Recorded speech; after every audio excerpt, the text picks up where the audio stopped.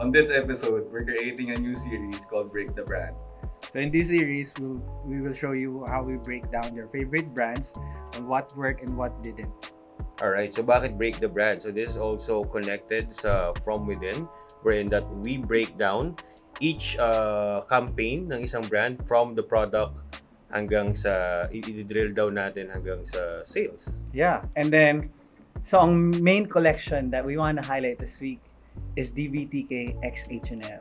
Yeah. So for those who don't know, DBTK actually started in 2012. So yung brand na to, it was known for, creating shirts that were made for all forms of life. And fast forward to now, parang arguably it's the face of Philippine or local streetwear, right? Yes, I will agree, and marami na rin ang sumusuporta. Shout out sa hashtag DBTKMob. Yeah. Well, this one is for you, but if you are new, to this landscape, ito yung gagawin natin. Papakita natin sa kanila kung ano nga ba yung nangyari sa DBTK x H&M. Yeah, so before we run through yung collection nila and also yung campaign materials nila, we want to remind you, first one, open table to. So if you have any comments, maybe likes, or if you don't like it, mention it sa comments. We want to discuss everything with you. So, bale, simulan natin. Panoorin muna natin. Alright. Ito guys, yung first material na nirelease nila. Alright, let's see.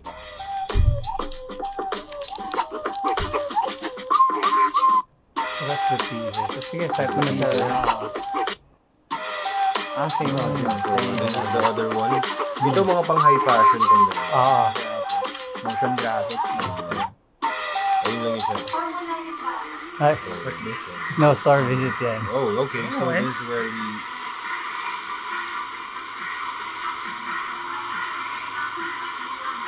Notice yung hashtag nila, parang the world is my home.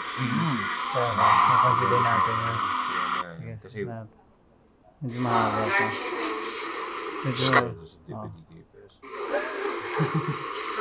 Okay. Ayan. Right. So they open doors, yo! Bro! Oh! Okay. Oh my god. Oh, yeah. Oh my god. What up on top? It's a Nissan GTR, dude. Ito pa, another. Yeah, parang ito invitation at yung parang press release nila on the launch itself. We are seeing a couple.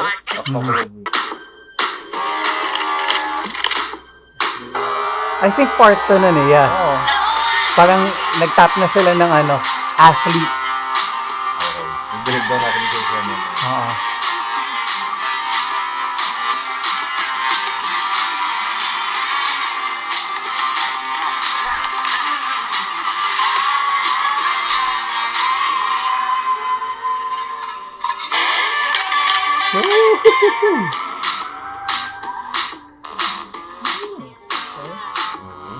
Alright.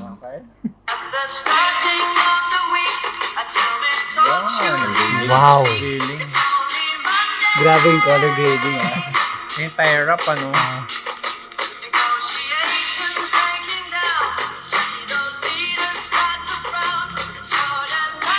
kaya yun? Hindi na kaya yun?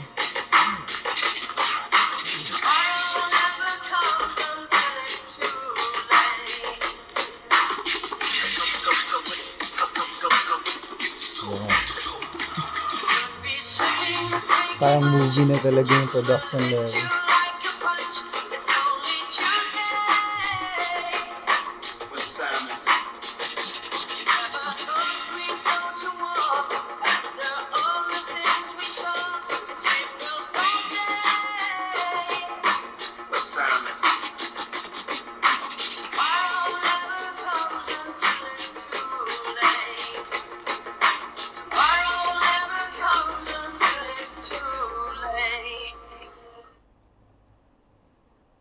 Okay. Damn. This is the party na, no? Yes. Yeah. Grabe, seeing the car pala in person was so surreal. Kasi parang, hindi ko in-expect na ganun siya sinetap eh. Parang isipin mo parang hindi totoo or what. Pero nung nandun siya sa gitna, parang what? kung ano to for annual mo. Yeah, parang select lang. Event, event. Moral beats, yeah. Lunch party. Yeah. What's this party called, bro? Collection reveal. So this is the collection reveal. Ito sa Baked Studios yun. So ito naman. Ito na yung, this is the campaign video. Sila Jana, sila Chino. Grabe. BGYO. Si Jeff.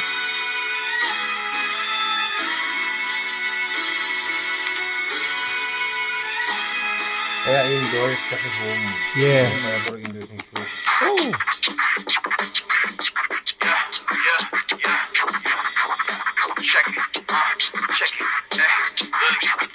Starting off the day in the back of the grind, feeling like a Northstar, the way the stars of the line. So slick the way I'm rocking my fit. All I need is one strike, the way I'm making it hit. And I don't do this for attention. You know I relax, I release from the tension. Got a lot of love and the freedom to roam. I can never feel alone, cause the world's my home, yeah.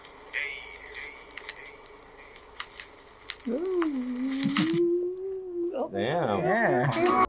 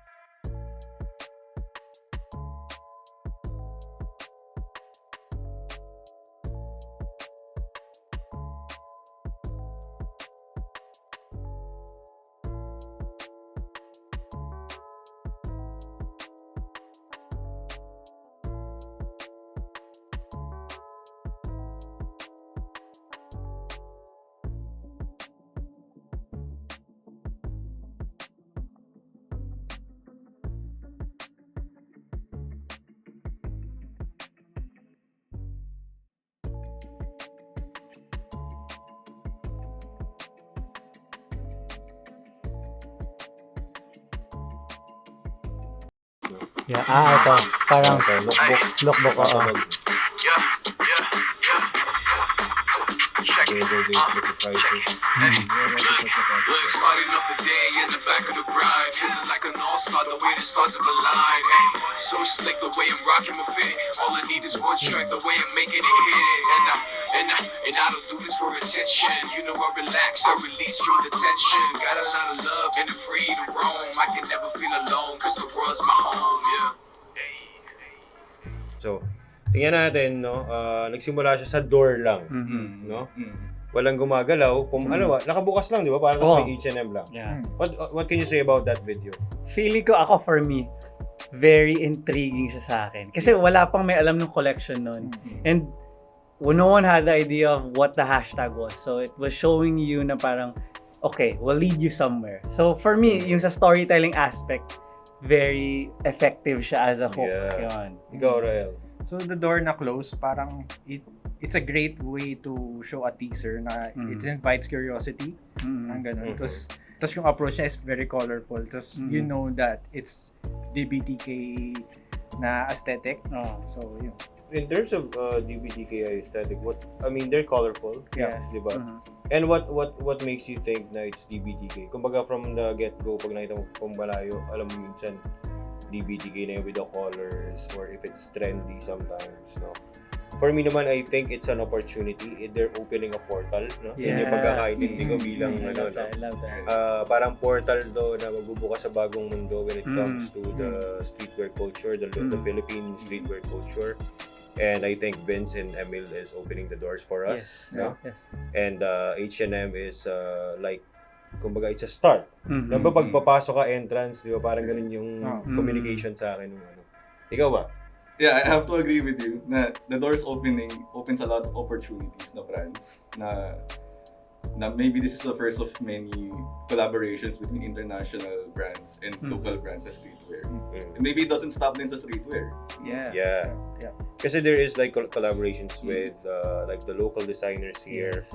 There's licensing, which is actually something. But DBTK had like collaborations with Carrots, with a lot of things. Pero ito parang sobrang grabe. This is just something na parang for me talagang full-blown campaign of how they do it sa corpo. Yes. Actually, they over-delivered from the traditional advertising to the social media na talagang lahat may. Tsaka I want to add, ng H&M, may mga collabs na sila with local artists or like local talents, like Nadine. Pero it's not a brand. Puro models pa lang na sikat dito sa Philippines. Yes. So, ngayon may collab talaga with a brand talaga, not just a person. Ito talaga impactful. Parang they created a campaign that you can't avoid. Yes. Kasi H&M, a lot of people go there. Yeah. Diba? This is aligned with Zara, Uniqlo. Diba? So, whatever. And to add to that, kaya parang yung minention mo yung about kay Nadine, the comparison, feeling ko parang one thing to note here is that the aspect of parang relatability. Kasi parang we were all from the streets. Parang at a time kasi tayo, we're part of the streetwear community. And to see a brand that we've been watching, supporting, to see them collaborate with someone like H&M na global brand. Parang it makes us feel na, you know what, I can fucking do it too, you know? I can do it too. Ganun. Because they opened the portal. Like, for some like THE and Team Manila, it made, kumbaga, after Team Manila came in, a lot of people wants to design. Yeah. Diba? And wants to be, kumbaga, they became, absolutely proud of what we can communicate as Filipinos. And this one is just another addition to it. Oy, okay to parang pwede. And then, jump tayo sa next, no? Yung sa next ay sa DBTK H&M na may parang the world is your 3D home, Globo feels. And I thought that this one is being used I'm not sure if you guys know Universe. Yes. Yung mga high fashion. High fashion brands do like this kind of treatment when it comes to motion graphics where they kumbaga ini-star nila yung DBTK na H&M tas parang may mga motion lang na patuloy lang na parang naka-loop lang siya. Ang ganda tingnan. Ikaw, what do you think about this? Ikaw, nung nakita mo to? True siya dun sa statement nila, yung tagline na the world is my home. So from the storytelling itself, yung sa beginning na parang may door. Tapos ngayon, they showing motion graphic na world na umikot-ikot. It's a great way to show yung copy nila na the world is my home. Yeah.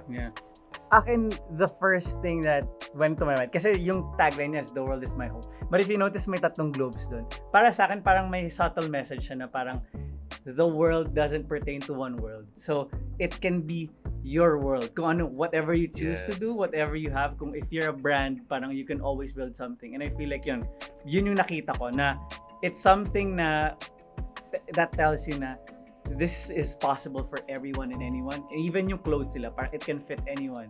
Even people who aren't familiar with streetwear or if hindi sila fan ng H&M but fan ng DBTK, parang they're marrying two concepts, ganyan. And H&M is more on the general market, no? So kasi yun nga parang alternative fashion. Fast fashion sila. Yes. And DBTK is trendy. So it's a good combination. I guess. So that's the reason why nung nag-collab sila. Abay, grabe naman. No? Double positive. Double, yun. So, right now, we still have the storefront, no? Oh, wait, hindi. Ay, hindi ka ba? Okay. Sorry. Okay, yeah.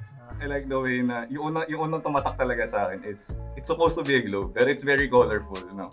So, like, the way na DBTK is introducing na, hey, this is our world, introducing it to H&M. That is so cool. Actually, if you look closely sa mga globo, it's actually an insight of what designs is gonna come. Ang ganda. It's a good subtle good eye. No? No, ang galing. The checkered, I don't get the checkered, pero I think checkered is trendy nowadays, but this visually looks good. No? Kaya siguro yung addition ng checkers, pero for me, I mean, the globes itself can actually work on its own with a white background. That's just me. No? Or a black background. Yeah, yung dating din na print on print na checkered and then yung nasa globo is very colorful. Supposedly, it's not supposed to work. Pero it worked. Pero it works na print on print. Pero I guess nagdala nga yung kulay talaga na it's black and white na checkered and then biglang circles na, yun, tatlong globe na umiikot. Palatero, ang dami nating Yeah. napansin doon. Sa isang globe, mas mababa pa siya dun sa mismong video. But there's one I like when DBTK have a new flagship store or another store that opened, and then meron sila ng DBTK H&M sa storefront. Yeah. Like, it is displayed really good na pwede kang mag-selfie siguro dyan. It's like a photo wall, pero it's a storefront. Yeah. So, people can do their selfies there. Just a marketing stunt for DBTK, I guess, for me. Yeah, something that they're really proud of. Yeah. Nilagay nila talaga sa storefront. And it's a full-blown, like, Yep. yo, in your face, H&M and DBTK is coming. Yes. It's so in your face. Meron pa ako isa napansin, if you guys notice, di ba collaboration siya with H&M? But dun sa positioning niya, feeling ko ang solid din that DBTK comes first. So that's what H&M was trying to say, na parang this collaboration, parang it's really more about you guys, di ba? Highlighting DBTK. You know what? Yeah, no? That's a good observation. Kasi H&M and DBTK. Kasi H&M would sound like, for some, I mean, for some that doesn't know DBTK, kailangan H&M muna, tas DBTK. But this one, they prioritize DBTK. Yeah. Well, for me, in terms of like being known and the following, mas malakas DBTK. I'll be honest, H&M is a global brand, but in the Philippines, it's DBTK. Yeah. Makes a lot of sense. And grabe yung store. Mm. Yeah. Grabe, everything that a brand owner can dream of, no? Grabe yung itsura. Grabe, may tas in between nun, guys, ako napansin mo. Kasi with the H&M collaboration happening, the focus, meron pa silang ibang nangyayari. Yeah, dami nilang collection, And then in this particular video that we're watching, wherein there's a shop tour or a store visit, merong invite for the DBTK Fest. Galing. Tapos meron yung My Hero Academy. Yeah. Diba? Like, what? That is On the side, then may big campaign sila. On the ang side, galing, meron pa silang ang ganun. saya. Okay.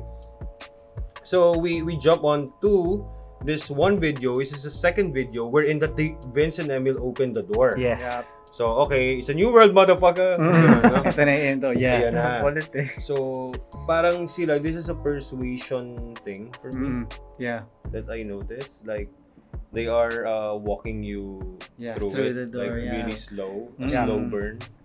Yung may excite ka na, lalo na if you're a DBTK fan. Ikaw, what do you think about this? It's actually good though. Yeah. It shows na parang they're entering something new, which is yung collaboration nga nila. Yep. And yung stickers dun sa, or yung design ng pintuan is, Like, pinapakita na nila yung patikim ng designs na nandun. actually, what they're wearing shirts. is actually the patikim Yeah. of their designs. Yeah. In a sense. But, well, it's so, sa akin ito yung parang pang-advertising. Siguro the framing could have been more smaller or mas malayo para lang mas dramatic in terms of cinematic. But who am I? No? I mean, this is just something that I noticed lang here sa door. But they want to highlight the door, of course. Yeah. Pero for me, this could have been exciting if medyo may konting parang dramatic bigger na, pa yung mas view. bigger yung view. For me lang, no? Of course, again guys, our opinion, diba? If you think that there's a better thing than that, then you can comment down below. No hard feelings. Kaya nga break the brand. Alam nga naman pumuli lang kami. I don't get that. I want you guys to notice na yung before sila pumasok, they're currently in the woods. Yeah, I was gonna point out that. And then yung nasa loob clouds. Parang outdoor pa rin. So parang Well, the world, di ba? That's the world. That's an element of... Naalala ko nga isang anime. Yung pinto ni Doraemon nga ba yun? Parang ganun. Yun ba yung... I don't know if that's their inspiration for that concept. And somehow we are lost in the woods. The streetwear culture is actually out there, but not yet in a particular... pero ngayon, Maybe it's undiscovered. undiscovered and they tap into it. Medyo metaphoric. May ganun pa. Makawala naman talaga. Vince, comment ka nga ng dito. Actually, mo nga baka sabi... Shout out dun sa yung sa creative team nito. I feel like if I'm not mistaken, sila Chino, Jana, Gia, they did a lot. I mean, they collaborated talaga with H&M DBTK for this Props one. to you guys, but if you want to break it down, please let us know because this is what we see as an audience. Yeah. So we can only say so much. But if you guys have like a really constructive insight about how you made this, comment to them, please. Di ba? Comment lang. Comment mo lang, Jana, Chino. Shoutout sa'yo. It's been a long time.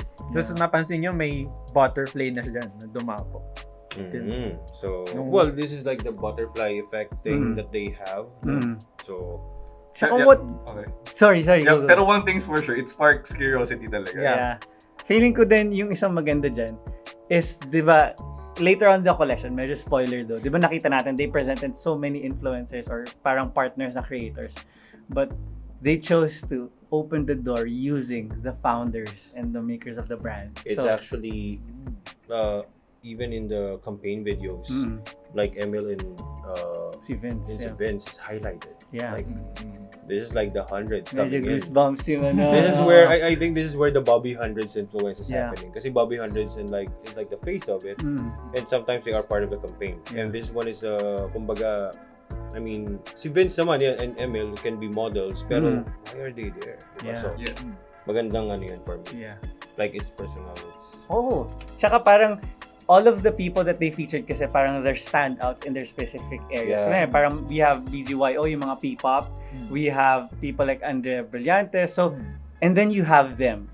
Sila, Emil at si Vince. So, they're telling you na they're of the same caliber. Diba? Yeah. Different market, different man yung topics nila, but they're of the same But in level. the Hero Academy, they like featuring artists who are not models. Yeah. Yung Alternary, pinag-model mo lang. Oo, Kumakanta yun, tol. Hero namin to diba? That's my hero. That's something yeah, that right. So that one is a good one. Then meron syempre tayo mga normal, no? Na exclusively it's a promo material. A promo material which concludes na available lang to sa H&M store. So meron siyang confirmation kung saan. Puro SM, Robinsons, yan. So Select stores. and then ito. So this one limited.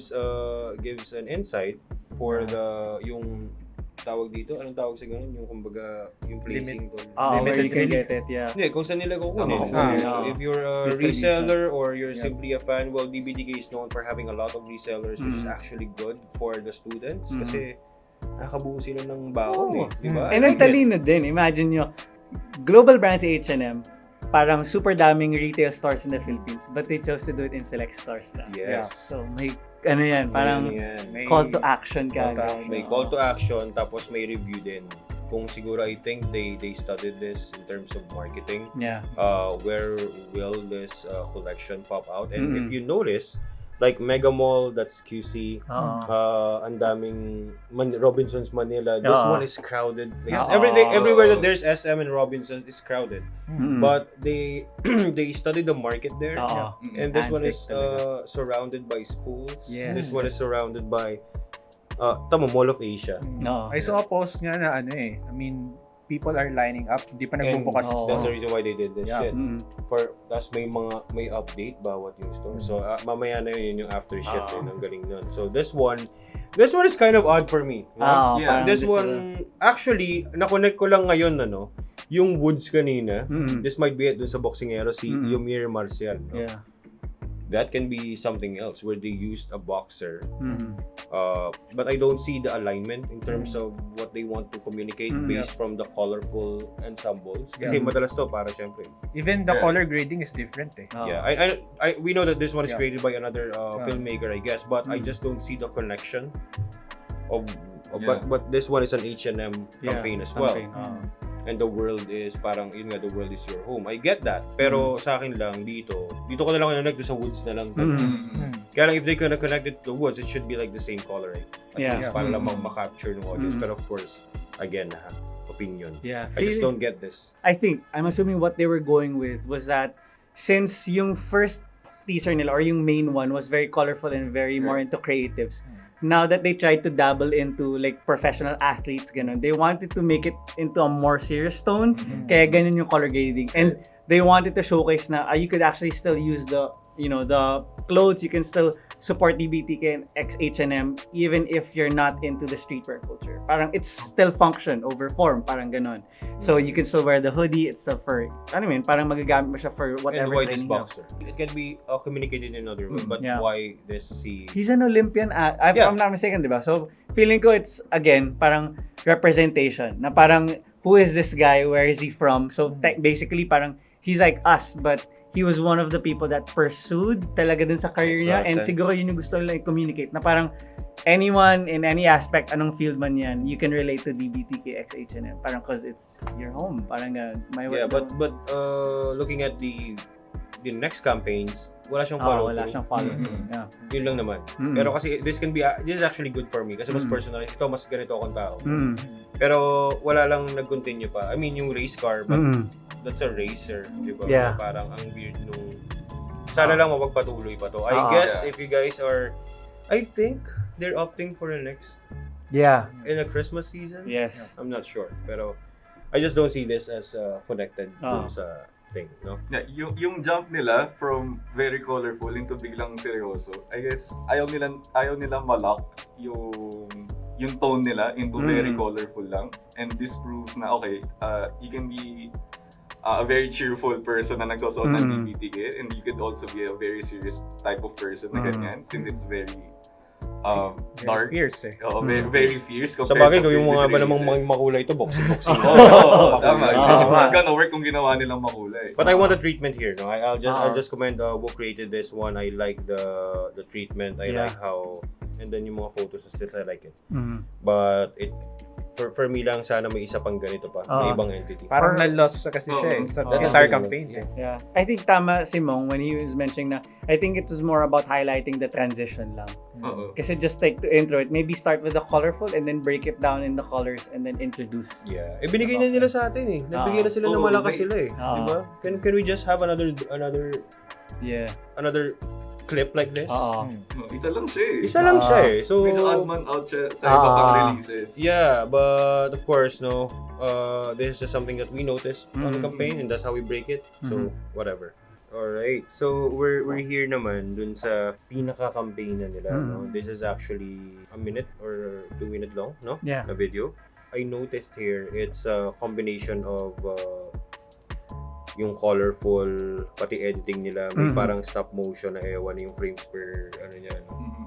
Kakaiba yung frames niya. May mga cutouts na style. And cutouts. So what I see here is the communication is youth. Ang youthful nung pakiramdam with the mix of 90s hip-hop with the elements of the cassette tape, yung radio, yung boombox, kung paano siya present, then how the tuck-ins are happening here, the colorways, it's so 90s. Yung ganyang graffiti din, yung graffiti na hand style na ganyan, 90s New York, no? For me, I think the treatment here is playful. The treatment here is display the products, the colors, the people. Kung napansin nyo, meron din tayong special na dito, no, nakilala, si Andrea Brillantes, no? Which is actually I don't know where that came from.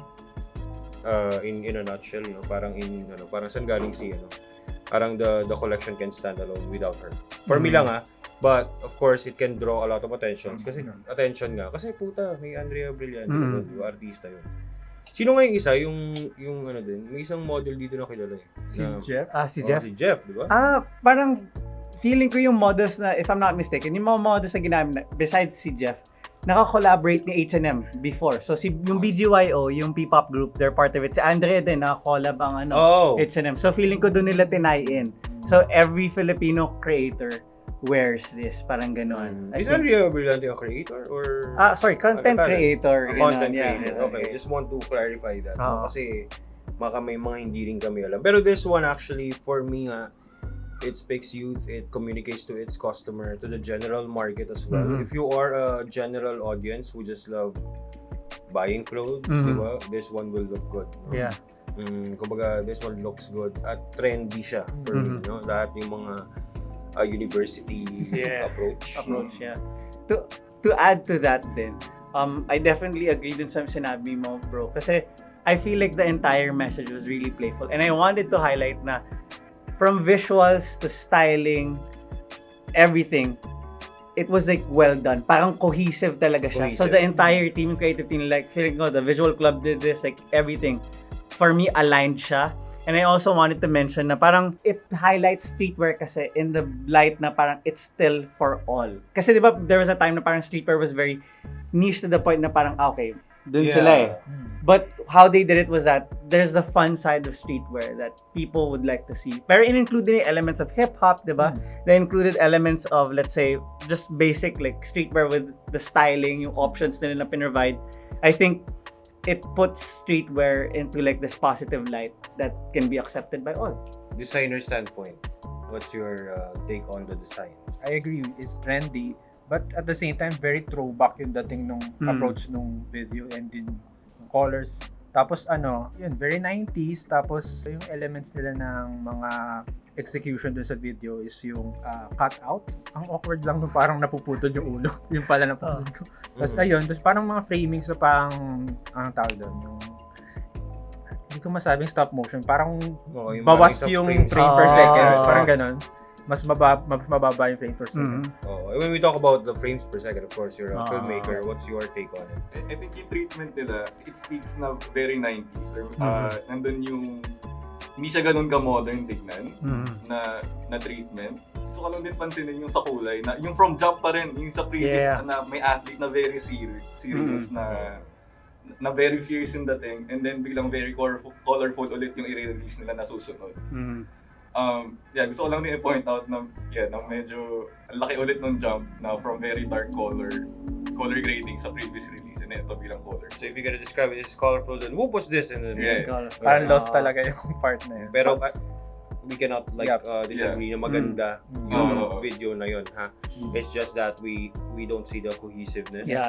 In terms of a campaign. If you see it as a whole, na parang okay, colorful, bilang fierce na medyo dark yung colorful ulit. If yun nga, I agree na parang kung masusundan yun, maybe it will work. May extension. Pero kung yun lang talaga siya, By the looks of it, we're just commenting on how yung cohesive sa campaign, no? Yun lang naman yun, no? Pero for it to work, isa pang hindi colorful. Para lang masabi na nilagay lang basta-basta na... I guess that's a good point, no? To add to what you said pala, bro, parang I realized na since it's very retro nga 90s, I realized na ang talino ng pagkagawa nila execution-wise. Kasi, di ba, there's like a resurgence of Y2K, di ba? Right. Yeah. So, even yung styling, if you notice, di ba, yung choice ng silhouettes, yung lapag, yung choice din ng print, very vintage, but also, tayo nyo pansinin yung accessories na nilagay ng stylist. So, like, very, I feel like yung bling complements it, but also stands out. So, really, really well done. And yun, parang I feel like it's a modern take on what Y2K would look like in the 2000s. Yeah, and it is something that is so familiar. There's nothing unique here, but they did it in a way na parang for the younger market and for the older market, it can still stand out when you wear it. So what they're selling here is the clothes talaga, you know. And if you can see, based on the treatment and the frames happening here, may highlights sa clothes, tapos yung model, then an activity, a motion. Di ba? Parang yan, yung mga ganyan, di ba? Papakita yung likod, pero bigla mo pinakita yung product. Di ba? Saka yung si Henry Brillantes, then vibe, then bike, lifestyle. Di ba? Parang ganun yung pinortray niya. So it's a complete video when it comes to frames, playful again, di ba? Di ba napansin nyo, biglang highlight nung design. So for the video or catalog lookbook makers, you can kumbaga pwede nyo tingnan to as references when it comes to videos, lookbook videos. No? Kasi a lookbook video should communicate talaga. Not just how it looks like, but how it feels on the receiving end. No? Exactly. Kailangan ma-feel nila yung shit, gusto ko ng ganyan kasi I will feel this kind of vibe. Siguro yun lang. So, and also there's a lot of green screen action happening also. And for me actually, to be honest, if there's like time, I wish they could have done it outdoors. Actual Kasi I know that the world is your home, but for me, if there's like a time for them, kasi sa bagay napaka-efficient na itong studio lang and a couple of production design, no? Pero for me, if you wanna do like, if you're in this full-blown campaign, you could have done it like outdoors in a garden, in an open green something, or some woods kung saan nila kinunan. It's just something that, tangina, yan na yun eh.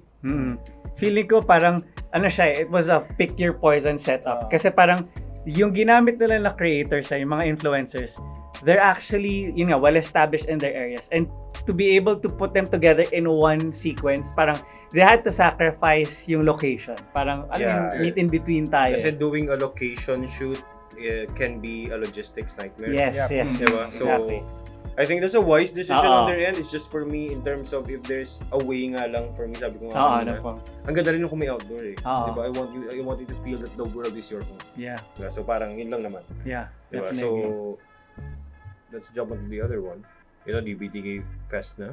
Here we go with there, dun tayo sa activation. So, they built the GTR with graphic designs ng DBTK and H&M. And there's a video that came out na yung race car driver. Yeah. And then there's another video that came out with medyo gabi na. Like cruising through the... Cruising through and then parking dun sa H&M. Can you guys see the communication there na it's about to happen? Kasi end of day na. Yeah. And gabi na yun, di ba? Yes. No? I mean, I don't know if it's intentional, pero ang ganda nung ibig sabihin, lalabas na siya. Yeah. Ang isa pa magaling na fact doon is that, remember they're still releasing other collections while they're doing that? Notice na yung song na pinlay nila was Manila Grey pa rin. And that's linking it still. Foreshadowing yun. Yeah. Oh my God, it's happening again. Yeah. Right? It's happening again. So, Genius. really wise on the marketing campaign. Really wise on dun sa kung paano siya i-show. And GTR by itself can be an eye-catcher or talagang lilingon ka. Pero yung lagyan mo pa ng ganun, and then you sa streets. Meron pa sila, alam ko, naalala ko guys pag nakita niyo yung DBTK na kotse, pwede siya picture tapos tag niyo yung Yeah, yun Is that like a way of like a traditional advertising? Diba yung mga naglalako yung parang OOH, gano'n. Yeah, yung mga naglalako ng diba? Pero ginawa nila ng mas cooler take. No? Yeah. Right. And that's what I like. I love the budget here. I can just imagine the budget that came out here. Yeah. Tapos, to share lang, kasi I was one of the, I was lucky to be part of yung parang PR seeding list nila. And yung maganda dun kasi when they gave yung parang PR kit nila, it came with like this tote bag na parang filled with tags. So parang nung una, okay, DBTK x H&M. But if you guys notice yung car, ganun yung execution. So parang it means na even yung cars, it's still part of the concept. So the PR seeding are given to the like this content creators, to this fashion or yun, mga katulad mo. Ako din, I receive a couple. Madalas din ng mga PR kits na yan. Seeding is actually a term used, no? Para ibigay, kunwari, if you notice, like High Minds, Looney is wearing it, Ron Hanley, that's part of the seeding. It's part of marketing, no? Yeah. Maka lang, at least yung mga pinamimigay nyo, na yung mga brands na to, no? If you're giving it away, at least seeding ang tawag doon. Yeah. So, kunwari, binigyan mo sa ganito. And you know kasi that they have mileage in whatever content that they are creating. They have their own mini community sa profile ng tao na yan. So yun, diba? Sorry. Yeah. So, ikaw naman, I wanna ask you in terms of, kasi yun, ang ina, may race car, meron tayong video na malakas. Yes. And then, sa huling-huli, yung combination ng lahat ng yun is ginawa, of course, shout out sa Bake Studios, na doon kami lagi nag-i-event, may parating din kami dyan, no? Ulit. But, ginawa din yung activation, di ba, sa Bake? Yeah. Actually, akala ko nga nung una, I thought it was just like one event, yung parang collection reveal. Pero apparently, meron pa palang isang nangyari after that. Pero for, I think, mga high caliber content creators na. So, nakita ko lang on the stories Pero, to share with you what happened dun sa Bake Studios, parang, when you go inside it, ano talaga siya? Experiential yung nangyari. Like, when you go inside, the car is parked in the middle. So, usually, iisipin nyo parang artwork lang siya. No, free to engage siya. Like, there are people who are going inside the cars, nagpipicture sila. So, sabi ko, I mean, interactive siya. Tapos parang on the other sides, merong food areas, meron ding mga graffiti wall areas. But the best part was, they had like a performance talaga in the sa may gitna talaga. So, we had Moro Beats. I think Wyan was there. Moro Beats is there. Yeah, Moro Beats. Tapos, the entire thing, I felt parang feeling ko flawless talaga yung pagkagawa ng event. And it was super fun kasi lahat ng nandun, feeling ko was really driven towards the culture. Parang everyone knew everyone there, and it felt like a reunion, kumbaga, ng old teams that worked with the Visual Club or old people that worked with H&M, ganun. So, very warm and great presentation. Instead of like putting a photo wall, like a tarpaulin print, it's a fucking car. Yeah, it's a fucking car, man. Yeah, dude. So, ikaw ba, ano sa tingin mo? Since to my coach, I like to think na they could have presented another athlete Na siguro sa may race car driver siguro doon. Is there a race car driver? Meron ba? Wait, Ano ba I'm siya? not sure kung race car drivers. I'm so sorry. Yung Dale ata yung name niya. I'm not sure if he's a race car driver, but I'm sure he owns the car. Hindi, I don't know kung na-mention. Pero yeah, I agree. Check Parang, yun sa And this is with the performances happening. So, yun yung cumulation. And that is just a reveal of the collection. Mm-mm. Do you know how much that costs? Like, I mean, di ba? Grabe. Yeah. Alright, so, well, with this, no, they They brought... really went all out. So, visually, they treated you visually. So, this is how DBTK did it. Then, the next part is they gave you the experience, experiential, lahat na. Tenga, lahat ng senses mo touch. Yep. And after that, is that where the H&M launched yun na, di ba? Couple Yeah, of days parang after. may preview ng collection on the side. Sa parang, kumbaga kung ito yung stage and then you saw the big screen here, nandito sa right yun. Sorry, masingit ko lang din. Isa pang nagustuhan kong part dun sa event kasi katabi ko sila Chino, yung creative team nila, yung The Visual Club, sila Gia, Jana. It felt amazing to see yung creatives like us na yung work nila, na collaboration with H&M, ganung global brand, na being shown sa screen and they were so hyped. So parang ako, as a creative that wants to be in that level, parang na-hype din ako. Yeah, I had a premiere like that in many occasions and it always feels like that. Yeah. Every time that they premiere a work that I did, it is, kumbaga, for me, hype yun. I cannot, hindi naman sinasabi ko na sobrang dami, pero I cannot count kung kailan nangyari yun. Pero sometimes kasi alam mo naman ako, nonchalant lang ako. Pero I mean, at the back of my head, like, oh my God. Yeah, kilig pa rin. Kilig ka ba din? Pero, well, doing aside, props to Vince and Emmy for really approving this and H&M for really giving them a liberty. Yeah. Yun yung napakahalaga. Kasi most of the time, the initial thought when we are working with a corpo, and I work with a lot of corpo, meron talagang matinding may disconnect, kumbaga. May disconnect na hindi mo maintindihan. They will never understand that this is important, this is continuity, and sometimes they focus on the brand bibles of each. Yeah. You know, so it doesn't feel like may conflict. Actually, yun din yung gusto ko i-mention kasi during the event and even after the event, parang first time ko nakita na usually kasi parang ang nangyari is like DBTK medyo parang client siya ni H&M, di ba? I mean, they're partners. Pero during the event and after it, dude, ba silang family? Like, for me, wala talagang walls. Like, alam yung lalapit sa'yo, kumain ka na? Parang ganun. Like, have you eaten? Parang, it wasn't professional. It was as casual as it is. So, dun ko na-realize genuine to. Like, it wasn't done for the money. Parang Kasi ganun. I can feel sometimes if a collection is pretentious. Yeah. Diba? And I can honestly say that with the products that is created, may harmony, may synergy. Yeah. No? And that is one way to see if a product is, alam mo yun, is good. Yeah. But of course, jumping into the products. Yeah. Let's jump into those things. Kasi this is where they are, like, we are now aware of the H&M. Ano ngayon yung suotin? Alright, so binase ko lang to lahat sa naaalala ko.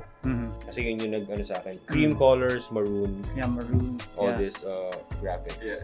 Caps saka hoodies. Yeah. Caps and hoodies. Ano ba? May t-shirt? May Yeah, t-shirt, hoodie. Actually, meron sila nung parang pullover lang. Meron sila nung zip na hoodies. They also have socks, if I'm not mistaken. Yeah, tapos sweatpants. All those things. Ayan, ito. Here's like an outlook of the collection. Right. So, right. So, if we notice, this is, kumbaga, easy to wear. Yeah. Yun agad, no? And with the arrival of the trend in terms of casual, sporty, diba? Yeah. And everyone wants just comfortable things. And we are still in recovering from the hit of the pandemic. Yeah. And everyone is just medyo homey. Kaya pala the yeah. world is your home. Okay, gets. Okay, yeah. So that's what we're learning here. So Light bulb moment. light bulb yun. So that's the reason why that, kasi kanina kasi, before kami magsimula, before we started, we are talking about the opportunities. Yeah. And it just came right now na, okay, kaya pala ganun to. Kaya pala easy to wear. Oo. And to add to that, streetwear, like what we mentioned earlier, parang it's a very niche market kasi. So, hindi lahat nakaka-appreciate nun. And I feel like ang talino ng ginawa ng DBTK and H&M for this. Kasi yung selection nila, like what you said, easy to wear. So, gagawin mo lang, you just have to buy it and wear it. Yeah. Diba? Right. No layering. Yeah, parang grab and go. So, selling it would be easy, but to love it, it's easier. Kasi, may representation ka ng local streetwear brand that you love. You love the actual material. You love the colors because they're easy to pair with. Plus, they're styled in a way na nakita mo. Usually kasi, if you're a stylist, you can pair different colors. Parang gray top, and then cream, whatever, ganyan. They paired it in twos kasi they want to tell you na you should buy the entire set. That's a good marketing move in terms of how you want your products to be worn. Yeah. And without telling it forcefully. Yeah. No, na parang, oy, It's a pair. It's a pair. Pero, I mean, you have no choice but to pair it. Yeah. No? And I think the colors are, kumbaga, easily, lahat yan kaya mong i-pair sa white sneakers. Yeah, true. Sa uptowns mo, pwede mong i-pair yan sa, I mean, wala lang dito yung mga parang pang-boots. Yeah. I think that's what they're not trying to portray. Since they are playful, based on the videos, it's the colors and yung, syempre yung function din niya should be playful. So you can play with it, you can still move around with it. I just don't I think this is the Y2K things happening here, the patches. Yeah. Patch prints. Yeah. Right. And pleasing sa, it's an eye candy. Yeah. Yung in terms of like yung sa structure niya, kasi 'di ba may basic yung silhouettes na ginamit. So they're the things that you could wear anytime, anywhere. Pero binawi nila yung lack of branding when it comes to dun sa patches. Parang they used Logomania. So if I'm not mistaken, yung yung patches na ginamit nila are a collection of the designs that they released for the past couple of years. So parang meron sila yung parang I think the boy with the nose, yung unang kid na design nila. Pero if you guys notice, no, walang masyadong H&M dito. Dun sa Logomania nila. Like, I just thought that I'm just surprised that H&M approved this. Kasi there should be an element of H&M, and somehow this one is dominated by the DBTK crew in terms of the design direction. Yeah. No? Kasi H&M is just where they put it. It's just parang in terms of H&M, I just didn't feel in terms of the graphic designs. Yeah. I think what I felt on their side is just the pieces. Yeah. Baka maybe yung communication objective was not to associate DBTK with H&M, but to associate H&M with DBTK. Oh, okay. Right. Makes a lot of sense. In terms of fashion sense. They wanted to be Yeah, kasi sila na yung vessel eh. Saka na nilabas lahat. But of course, meron ding activation kaila DBTK. So that brings me back to that question in terms of design. 'Di ba? Parang sana naglagay pa ng konting H&M. Pero syempre, pero actually, hinahanap ko rin nga yun. Like, it makes sense na parang sana meron DBTK, H&M habang nagdi-discussion na. Pero I agree with your point na baka nga since it is the first time na may streetwear na Philippine na streetwear brand na makapag-collab. So parang todo highlight na lang talaga si DBTK dito sa approach na to. ikaw ba? Yeah, the thing about collaborations kasi, minsan nagkakaangatan silang dalawa eh. Pero for this one, siguro silhouette-wise, kita ko naman yung pagiging H&M niya. Pagdating dun sa hoodies, pati yung sa pants. Yeah. Pero design-wise sa logos, it's more on DBTK. Yeah. Kaya siguro na DBTK x H&M, mas nauna yung DBTK. Yung local stores ba yung release na to? Sa H&M bars, meron din sa DBTK. Meron sa DBTK. I guess, if I'm not mistaken, please correct us if we're wrong. Pero by the looks of it, kasi may storefront sila eh. So technically, ba't ka maglalagay doon kung wala kang produkto ng H&M doon? So, it looks like for me, like sobrang angat dito sa DBTK. But yun nga, tama siya. I mean, good point there. Na parang yun nga. The silhouette. It will feel like H&M. Well, it is actually put in an H&M. And DBTK kasi, ito just to contradict that, no? Thought. Parang lagi yung DBTK, they can do this by their own. Yeah. They can do this. Pero ang ganda lang siguro na H&M, I'm not sure the objective. Of course, the objective is like a collaboration. Pero I just felt that DBTK dominated this, and that is not a bad thing, no? It just goes to show na Chong, hindi porket international brand ka, we cannot like really put in our work, no? So it's a good thing sa DBTK that they really push that, diba? I just thought that H&M really did a good decision on having a collaboration with the white following. Yeah. Pero I just can imagine right now, this actually puts me in another thought, no? Tangin na paano pag nakipag-collab to kay Lahi Minds? Like, how it will like go? how will it look like? How will this look like? Diba?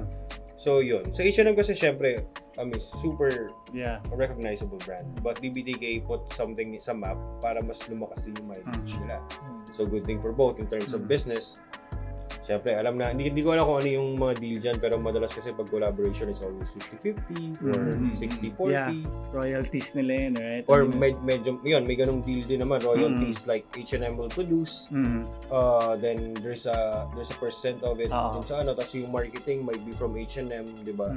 Pero may royalties din si DBTK on some sort, no? So, we just focused kasi yung review namin sa DBTK lang na page. Yung mga socials nila. So, I'm not sure. So, I like to think na before pa sila mag-collab, yung H&M, before pa mag-collab with DBTK, sort of may dating na yung H&M sa streetwear because of the hoodies and yung pants nila. And I think this is a good way nga na sabihin na, hey, ang H&M, it's a good entrance sa streetwear scene dito sa Philippines. Yeah. Kasi minsan you are being judged if it's H&M. Yeah. Oh, right. Judged silently, no? Or that's just me. Yeah. No, kasi, di ba, but ayun, ang dami-dami yung hoodie dito sa Yeah. Uniqlo, di ba? Accessibility din kasi parang sometimes when you wear H&M, people would say parang out of all the choices, yung pinili mo yung pinaka-accessible sa lahat. Is this H&M's ticket? Yeah. Ticket sa streetwear, di ba?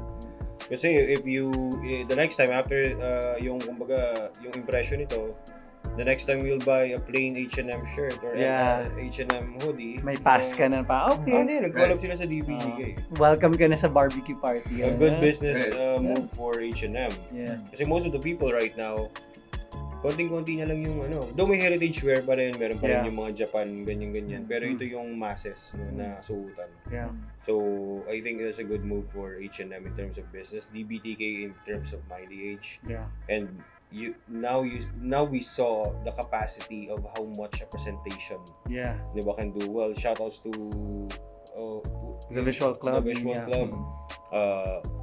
And shoutout din kasi nagkaroon sila ng Liberty. Yeah, I guess so by the looks of it, I mean there could have been like really wild ideas behind this before this happened. Na filter na yan. Pero I mean with how it looks like, for me, in a professional judgment lang, sobrang sobrang naramdaman ko yung freedom. Yeah. And I guess. Since we're talking about what worked na for the entire collection and yung campaign nila, feeling ko what worked really well for me, I mean in my point of view, was that apart from getting si Emil tsaka si Vince, I mean DBTK as like the parang face for this collaboration, what worked din kasi is the creative team that they hired.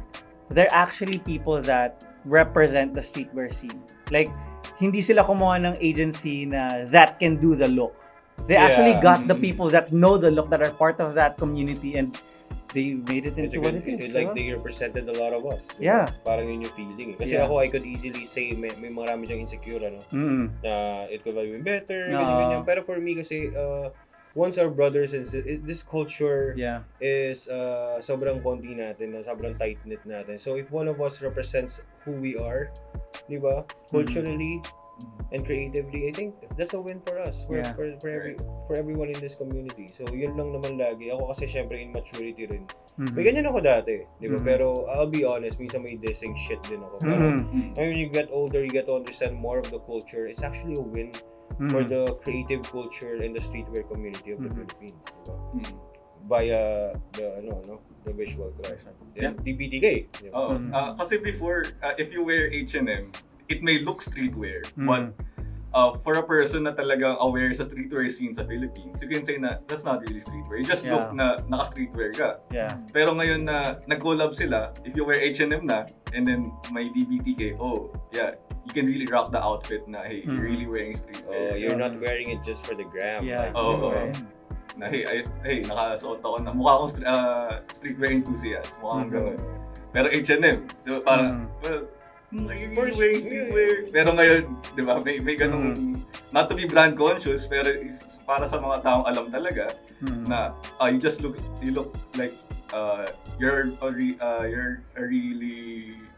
a person talaga who wears streetwear. But ngayon, it really says a lot na Actually, yung term na streetwear na yun. Yeah, Pero, it cringe every time. Every time. Pero for me kasi, sige, let's put it this way. Streetwear is, for me, lifestyle, pwede yun. No? Pero it's more of a culture. Yeah. Right. No, kasi hindi naman to lalaki ng walang kulturang nakainvolved. Yeah. Laging number one yun. So, if H&M is injected to the culture in terms of that collaboration, then at least we are putting something here that is authentic. Kasi, for me, the culture is about being yourself. Now we have to discuss our favorite part. What didn't work? I mean, Yeah.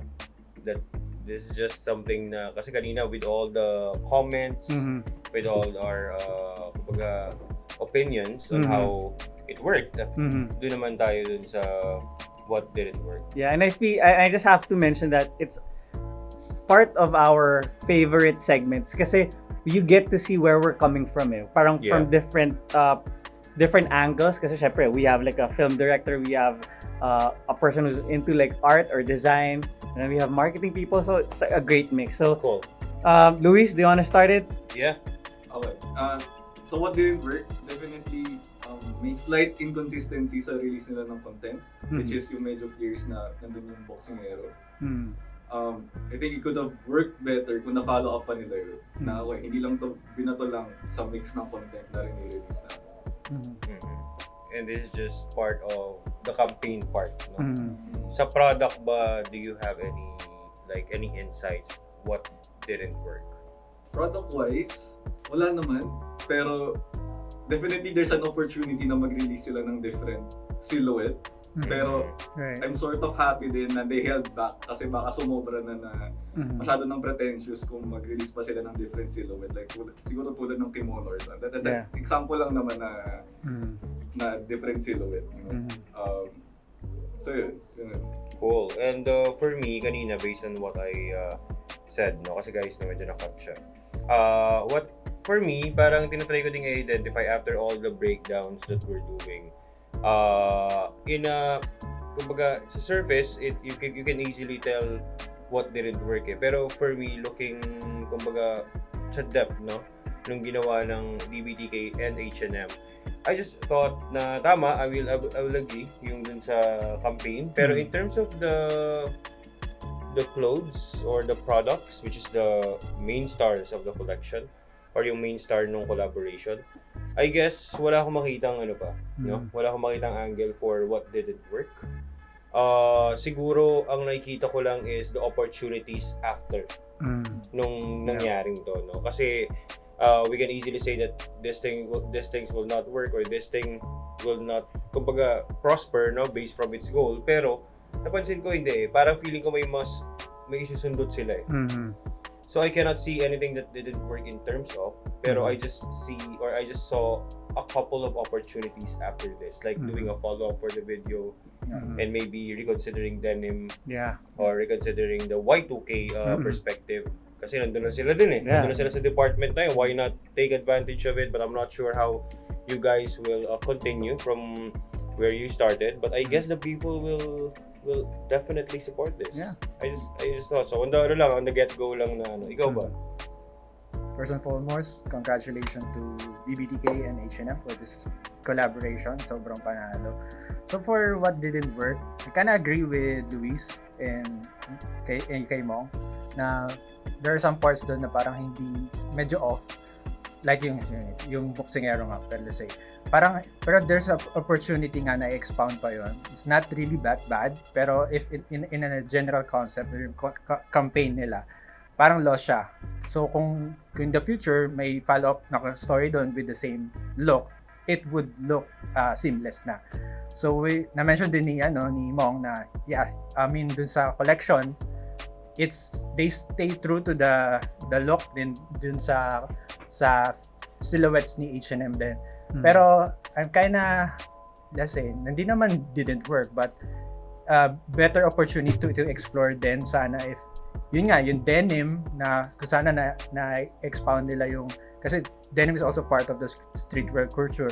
So I imagine yung mga patches, yung mga drawings na staple sa DBTK na parang okay yun parang in sense na parang pwede siyang i-customize kung sana pwedeng bilhin siya ng individual, mga ganon. So that's just opportunity na parang they can na pwede lang tingnan. Navigate pa nila. Malay mo in the future, yung sinabi ko, gawin pala talaga nila. But in terms of those are the things that will happen. Kumbaga what didn't work, wala pa tayo na-identify talaga in a nutshell. Wala pa talaga. Ikaw Pero ba? at least, yung sinasabi mo kasi, yung sinasabi mo yung sa silhouette, ikaw yung mini-mention, yung sa material. material. Puro cotton kasi. And then, siguro nga, okay din yung may denim. So parang medyo personal pa yung approach na parang, I'm into streetwear pero gusto ko rin i-customize yung mga yung mga own pieces ko, and a good way to customize it is to have DBTK patches or something like that. Cool. And you? Sa akin siguro, I have the same sentiments. I mean, with the content, I think yung cohesiveness na yung storytelling. Meron lang may ibang parts lang that we want to tweak or at least align it. But for me, I think like yung main na notice ko is mostly with yung accessibility. Kasi I was thinking about this topic earlier. Kasi since it's like a local brand, a local streetwear brand, it's an achievement for the entire culture, for the community. Parang ang hirap lang na it's available in select doors. But I do understand na merong logistics behind it, diba? Parang you have to choose what sells. Yeah, forecasting. It's for business what will sell here. It's just hard to think na parang what if you have fans in Mindanao that want to avail of it ng SRP, diba? But they'd have to pay yung resale value for it. But yeah, I think mostly that's just it Yeah. Mababawi naman nila sa next time and then it could serve as a study din na hey, may demand pala tayo sa Mindanao. Serve them sa next time. Yeah, it goes to show that kumbaga sa most parts actually all of it worked. It actually kasi titingin tayo sa results the data, the evidences based on research and based sa photos na nakita natin. And based din sa balita sa loob na wala na. Di ba? Pinilaan. I think DBTK is expecting that it will go that way. Feeling ko lang, pero I think they want to do like a justice kung bakit siya mauubos pa lalo. So this is a way of, in terms of persuasion, they came to an angle na bibigyan ka namin ng napakadaming dahilan to buy this. Kasi you already know that you will buy one. Diba? First and foremost is DBTK and H&M. You'll know that. Pero regardless of the design or whatever they put out there, and it's with that connotation of a collaboration, I think some of them might think that this is an historical ground. That's the reason why they're buying it, or the design is actually good. Pero pag tinignan mo talaga, what didn't work is wala masyado. Talaga. Actually, para kumbaga sa isang tela na since we're talking about clothing, may maliit lang na nakagat ng langgam, di ba? Pero it's not something that will affect the whole integrity of the cloth, di ba? So same with the campaign and same with the DBTK H&M campaign. It's almost as what we are expecting from them. Grabe ang standards, di ba? So the next time or the next collaborator will be seeing this as a study. It worked for them, and aligning our brand values can really help us make this happen as well to us for another collaborator. It might be someone again from the big retail companies together with the streetwear brand. Let's see. Parang it serves as a wake-up call then for all of the, like what you mentioned, yung parang juggernaut brands na parang there's always more stories to tell when you partner with brands that are, let's say, nasa streetwear or more niche. So before kasi, like I think we discussed this before din na parang you seen like Uniqlo, they partnered with brands like Jollibee, San Miguel for like this recent parang even local artists. Even local artists, yes. And right now H&M did it, parang overstepped it by partnering with a local streetwear brand. And parang if Uniqlo was going through the roots, like literally this H&M went straight to the freaking soil, di ba? Parang talagang okay, eto na. This is as niche as it gets, and it's amazing kasi the output shows the strengths of both brands that we both love and support. And that's how we thought na maybe it's a good first episode for Break the Brand. And unfortunately, of course, we have so much to say, but with so little time. Yeah. And this is actually our first episode. No? First of the many. First of the many, I hope. Kasi this is actually a conceptualized version ng From Within as an original series. No? Bukod sa pwede rin ito maging available sa podcast if ever, di ba? Kasi we have a recording.